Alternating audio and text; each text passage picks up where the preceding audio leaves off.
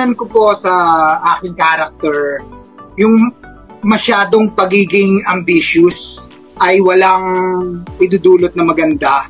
Minsan makontento tayo kung anong na-achieve natin. Ang natutunan ko kay Makiling is always do things coming from love.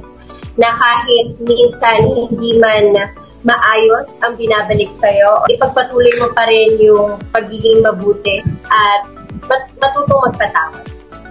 For me, ang natutunan ko, huwag tayo maging abuso porket nakakaangat tayo sa iba. Kasi anytime, pwede magbago yung takbo ng buhay and which is bumalik lahat sa'yo yung mga bagay na ginagawa mo.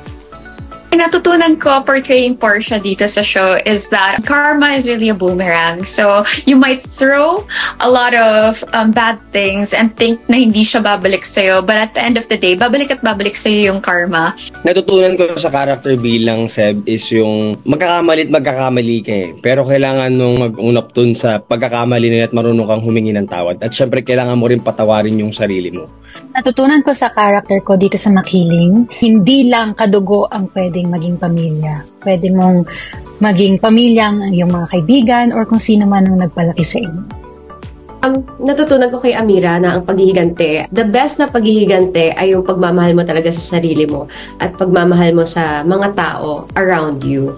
Ako ang natutunan ko kay Alex, actually hindi lang kay Alex, as Derek. I learned to be patient. Ang daming values na naturo sa akin ng show na to.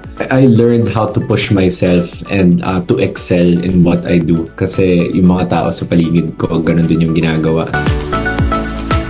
Mga kapuso, huwag kayong bibitiw sa finale week ng pambansang revenge drama sa Makiling simula April 29. 4 p.m. yan sa GMA Afternoon Prime.